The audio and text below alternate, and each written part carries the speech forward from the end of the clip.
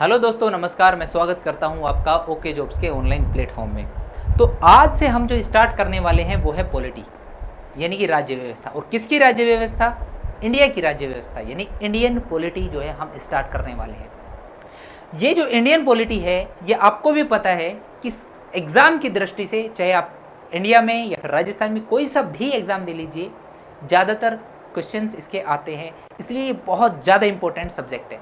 अगर मैं बात करूं इसकी महत्ता की, तो आप देखेंगे कि ये आपको मार्क्स ही नहीं दिलाती है, बल्कि ये आपके व्यक्तित्व के अंदर भी सुधार लाती है। तो ये इस जो सब्जेक्ट को स्टार्ट करने का जो मेरा उद्देश्य है वो ये है कि आपका अभी एग्ज़ाम आने वाला है सीईटी का। राजस्थान में सीईटी का एग्ज़ाम आने वाला है, चाहे वो ग्रेजुएशन लेवल पे हो, चाहे वो 10+2 लेवल पे हो।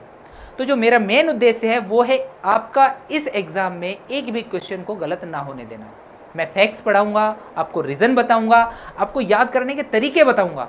बस आपको करना क्या है कि आपको 1 या 1.5 या तो आधा घंटा, जितने देर की मेरी डेली क्लास होती है, उस क्लास को डेली की डेली देखना है और उसके ऊपर थोड़ा अमल करना है, प्रैक्टिस करनी है क्वेश्चंस की, और उसको रिकॉल करना है। तो चलिए बात करते हैं हम पॉलिटी की और पॉलिटिक्स की। जो सबसे ज़्यादा मेन कन्फ्यूज़न अगर किसी बच्चे को होता है, तो अगर हम उसे पूछते हैं बेसिकली कि क्या पढ़ रहे हो आप, तो हो सकता है कि वो पॉलिटिक्स बता दे, हो सकता है वो पॉलिटी बता दे। तो इन दोनों में जो मेन डिफरेंस है वो क्या है?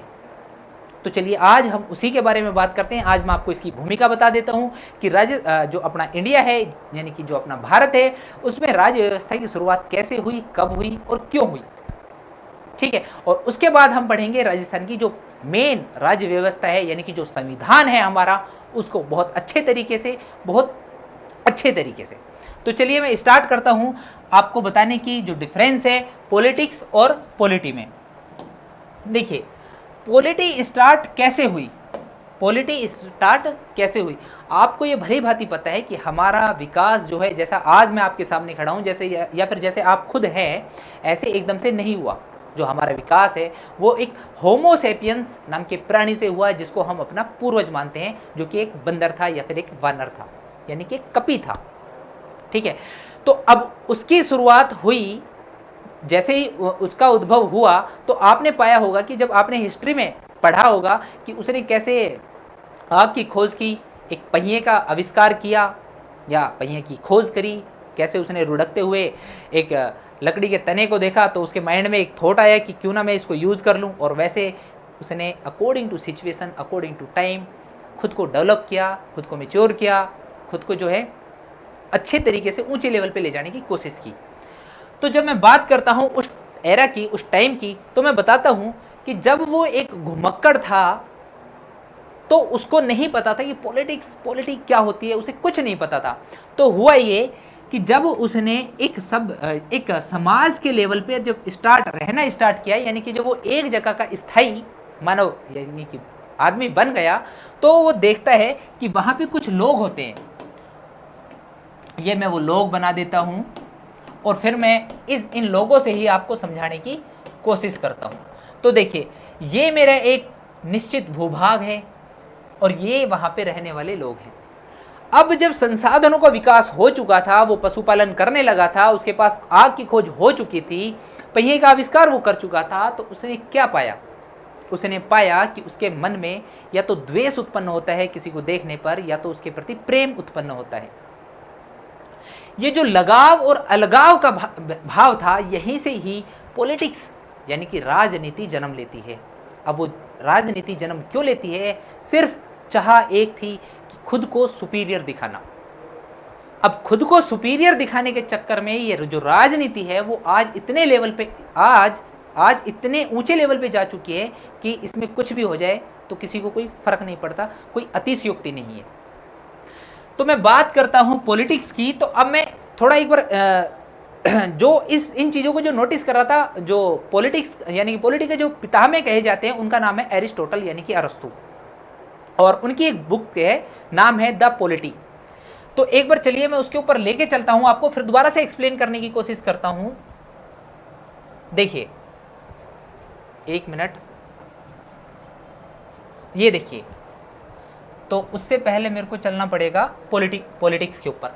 तो आपने पाया कि पॉलिटिक्स का जो विकास है यानी कि उद्भव है वो कैसे हुआ?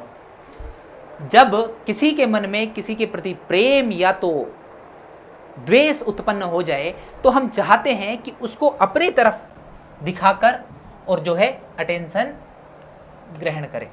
एक सेकेंड, देखिए, तो वहां से जन्म लेती है पॉलिटी।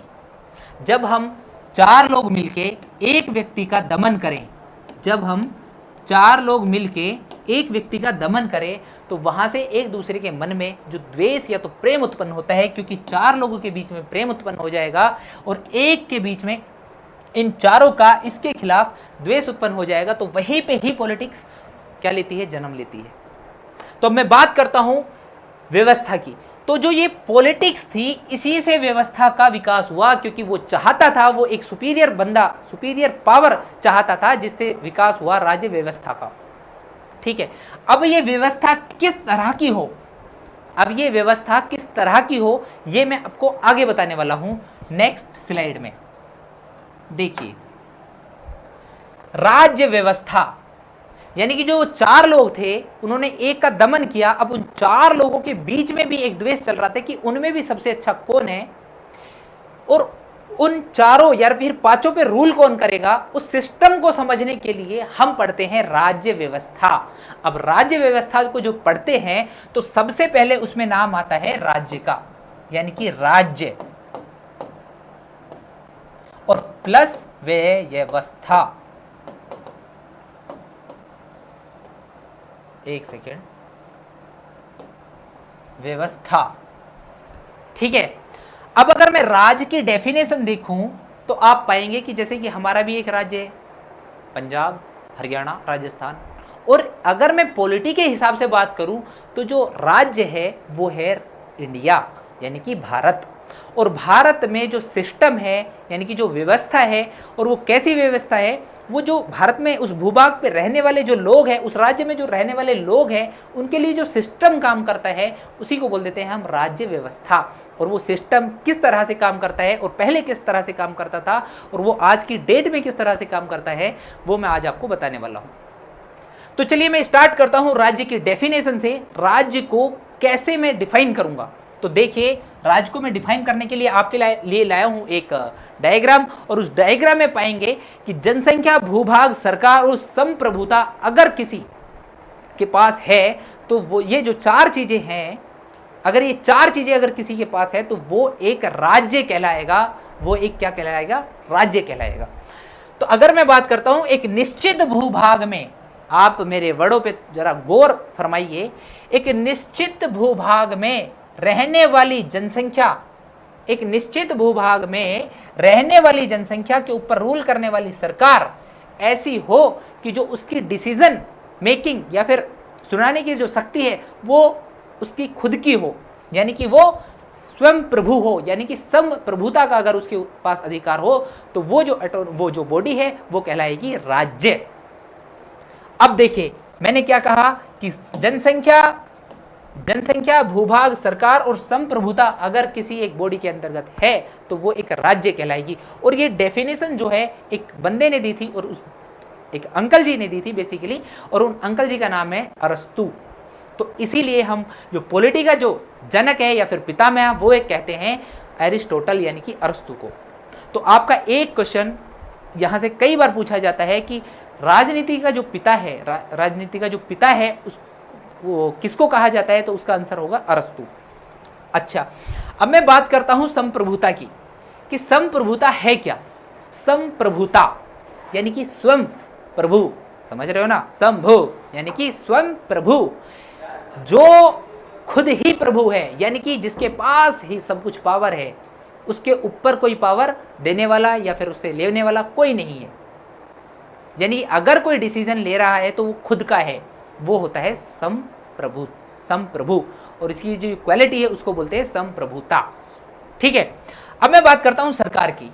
पहले मैंने बताया कि अगर ये चार अगर आधार हैं तो उसको कहा जाएगा राज्य। और अगर मैं बात करता हूं सरकार की तो उसमें तीन चीजों को इंक्लूड करा गया है, तीन चीजों को। और वो तीन चीजें कौन कौन सी है? विधि निर्माण और विधि को लागू करना और एक है न्यायिक समीक्षा करना, यानी कि न्याय प्रदान करना। और जो ये सेपरेशन ऑफ पावर का रूल है वो दिया था हमारे मोंटेस्क्यू जी ने। किसने दिया था? मोंटेस्क्यू ने। कौन सी बुक में दिया? ये थी बुक थी the spirit of law, the spirit of law. और इन्होंने बताया कि किसी भी सरकार, किसी भी राज्य में सरकार को चलाने के लिए उसके पास 3 जो गवर्निंग बॉडी है वो होनी चाहिए। और वो कौन कौन सी होती है मैं आपको यहां पर लिख के बता देता हूं और आप नोट भी कर सकते हैं। एक तो होती है विधायिका, एक होती है कार्यपालिका, और जो तीसरी होती है वो आपको पता है, वो होती है न्यायपालिका।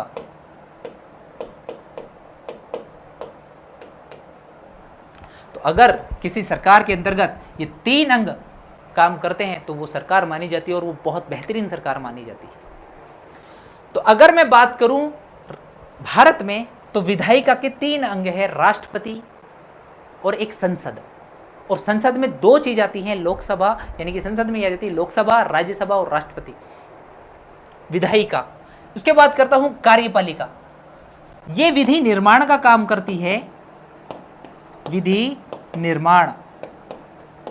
और जो कार्यपालिका है वो क्या करती है? कार्य को लागू करती है, लागू करने का काम करती है उस नीति या फिर उस विधि को।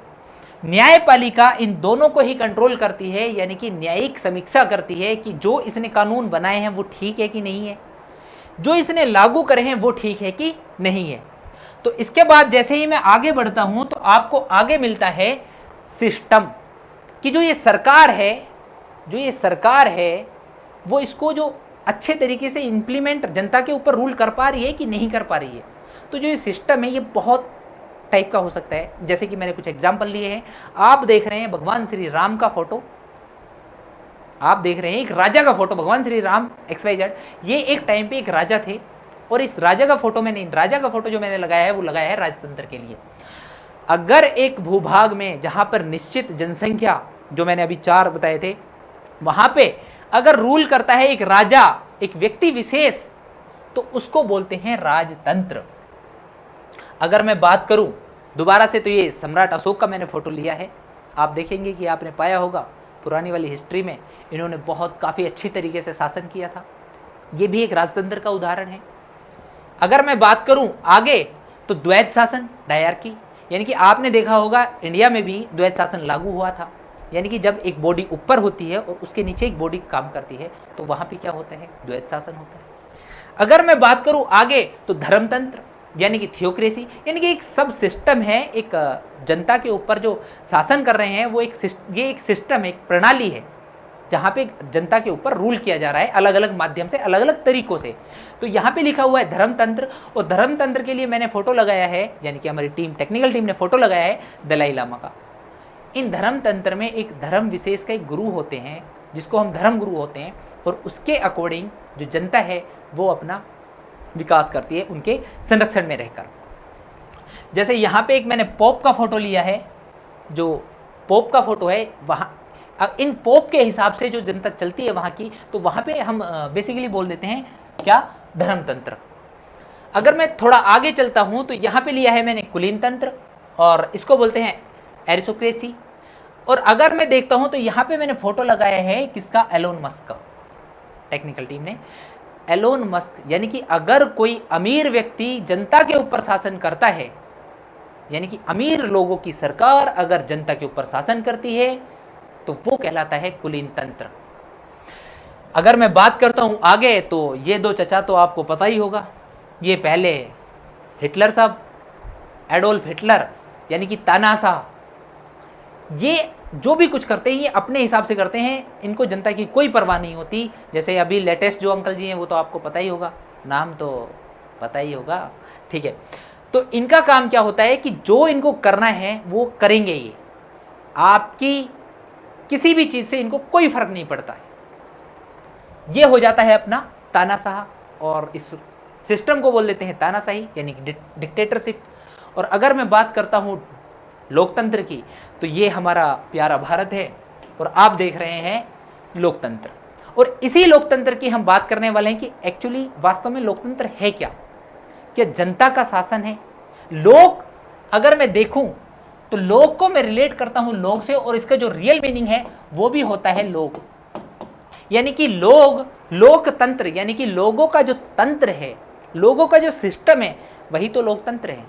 और आप देख रहे हैं लोकतंत्र में आपके सामने मैं और आप जैसे बहुत सारे भाई बंधु खड़े हैं जो लोकतंत्र की विशेषता को बखान रहे हैं। अगर मैं बात करता हूं आगे, जैसे ही लेके चलता हूं आपको, तो बताऊंगा कि लोकतंत्र वास्तव में है क्या। अगर मैं बात करूं लोकतंत्र वास्तव में है क्या, तो मैंने यहां पे लिखा हुआ है राजा महाराजा, राजा महाराजा, पोप, पंडित, मुल्ला, मौलवी, अमीर या कोई व्यक्ति विशेष अगर जनता के ऊपर रूल ना करके, बल्कि जनता में से ही कोई व्यक्ति जो जनता की पसंद का हो, अगर वो रूल करे, जनता के ऊपर शासन करे, उसके हिसाब से जनता चले, तो उसको बोलते हैं लोकतंत्र। अब लोकतंत्र में जैसे कि हम पढ़ते हैं संविधान, तो संविधान भी एक क्या है, लोकतंत्र की एक विशेषता है। क्योंकि जब संविधान की जरूरत पड़ी, यानी कि जब लोकतंत्र की जरूरत पड़ी, तो बहुत सारे लोगों ने अपने में से ही, अपने ही बीच से कुछ सेलेक्टेड, कुछ लोगों को सेलेक्ट किया, और उन लोगों ने उनकी मूलभूत आवश्यकताओं के हिसाब से उन्होंने एक दस्तावेज तैयार किया जिसको हमने संविधान नाम दिया। तो इस संविधान में या तो लोकतंत्र में क्या होता है, बल शक्ति का प्रयोग ना होकर बल्कि जनता को सर्वोपरि रखा जाता है। और यहाँ पे जो रूल करता है वो क्या, कौन करता है, जनता रूल करती है, यानी कि जनता का प्रतिनिधित्व करने वाला कोई आदमी रूल जो है शासन करता है। अगर मैं थोड़ा आगे लेके चलता हूं तो आपको डेफिनेशन बता देता हूं किसकी, लोकतंत्र की, जो बहुत ही ज्यादा फेमस डेफिनेशन है और जो दी गई थी श्रीमान, अब श्रीमान बोलूंगा मैं क्योंकि इंडिया से हूं, मिस्टर विस्टर का कोई चक्कर नहीं है, Abraham Lincoln, Abraham Lincoln, Lincoln, ठीक है। For the people, of the people, by the people, यानी कि जनता के लिए, जनता का, जनता द्वारा शासन ही लोकतंत्र है। और भारत एक लोकतंत्रात्मक राज्य है या फिर गणराज्य है। और क्यों? क्योंकि भारत में जनता के लिए जनता का ही शासन है। जनता, भारत में जनता के लिए जनता द्वारा ही जनता पे शासन है, इसीलिए क्या है, लोकतंत्र है। तो अब हम बात करेंगे कि जो भारत एक लोकतंत्रात्मक राज्य है, उसके अंदर जो हमने सुपीरियर पावर जो दी है वो किसको दी है, वो हमारे दी है संविधान को, भारतीय संविधान को। इस संविधान की उत्पत्ति कैसे हुई, संविधान कैसे बना, ये सब मैं आपको बताने वाला हूँ अगली क्लास में। और एक बार मैं संविधान को बताने से पहले मैं सबसे पहले इतिहास बताऊंगा, उसकी जो ऐतिहासिक पृष्ठभूमि है वो बताऊंगा। तो आप मेरे साथ जुड़े रहिए और देखते रहिए जो हमारी ये पॉलिटी की जो सीरीज है, इसको ओके जॉब्स के ऑनलाइन प्लेटफॉर्म में आपको बहुत बेहतर तरीके से हर तरह का कंटेंट दिया जा रहा है, और आप इसी के साथ अपनी तैयारी को मजबूत कर सकते हैं। और आप इससे भी ज़्यादा इम्पोर्टेंट जो है हमारी झटका सीरीज चल रही है, और उस झटका सीरीज में आपको कुछ ही टाइम में आपको जो है याद करा दिया जाता है कुछ फैक्ट्स। तो थैंक यू सो मच, बने रहिए हमारे साथ और देखते रहिए ओके जॉब्स।